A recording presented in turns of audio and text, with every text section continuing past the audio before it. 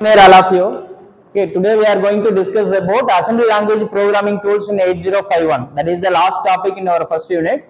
So this assembly language programming tools, in the sense, what are the various tools we are going to use while you are writing in the program. That is the programming tools. It can be divided into 6 categories. That is the editor, assembler, linker, locator, debugger, and emulator. Okay, these various categories. So in each and every tools, it will be plays major role while you are writing in the program.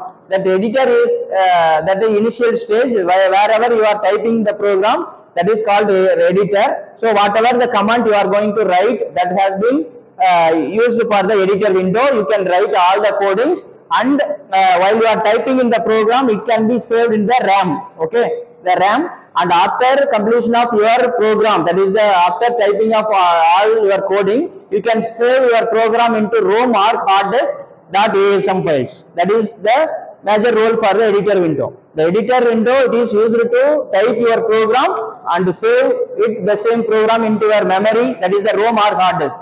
The assembler is the continuation of that. That is the assembler. The whatever the program you type in the editor window, or you are saved in the editor window editor. So the assembler, it is also used for the programming tool. It can be converted the ASM file into object file and assembler list file. Okay, so it can be easily converted while you are using this assembler.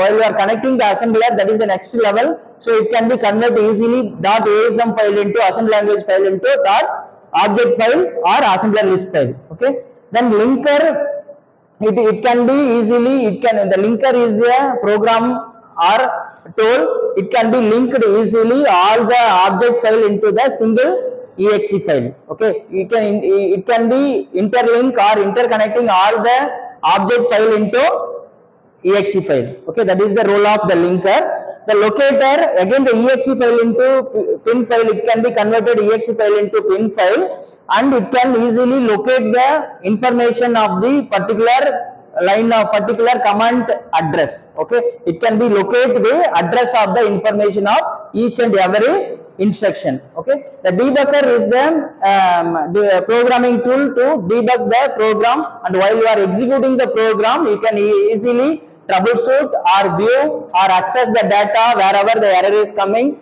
So it is mainly used for the execute the program as well as rectify the error.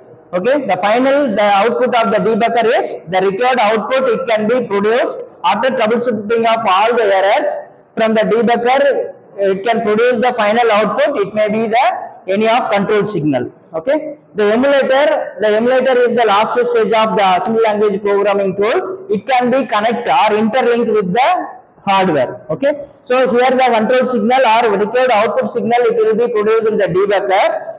From the debugger, you can connect to the any of control circuits, any of hardware. Okay, here the control signal, for example, if you are consider the water cooling system, so you can receive all the signals and your coding, whatever the coding you are written in the editor window, this all the process has been done, and it can be get the input from the sensor, and if you want to turn off or turn on the lights or motor, so the signal, it can be the required output can be sent to the relay circuit. The emulator, it will be linked with the software in the sense this all process up to the debugger, it is debugged, and the final output we are receiving now, that is the control signal, that is the software. So that particular software output you can connect or interlink with the any of particular control circuit, then that is our relay circuit.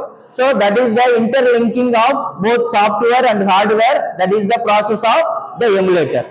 Okay, if you are not interconnected, whatever output you are getting, that is the control signal output. So that output, it will be not useful for our any specific applications. Okay, if you want to turn on the lights or turn on the motor, you can write the coding, get the input from the various sensors, and as per your coding, it can be run it and debug it, and the final output. That final output can be interlinked with any specific hardware. Then only you can able to turn on the light or turn on the motor, whatever it is based on your application. The emulator also plays major role with the interlinking of both software and hardware. Okay. For example, here I am written the one coding. This is the assembly language.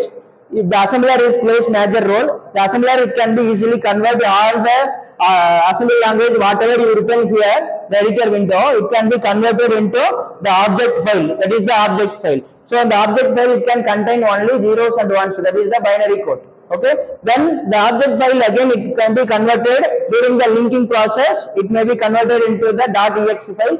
Then while you are executing that exe file, it can be locate the address also. That is the purpose of pin file. Okay. By all this process, finally the required output maybe the here we are moving the data from 00h to FFH. That means the maximum hexadecimal value. What is the possibility that we are written here?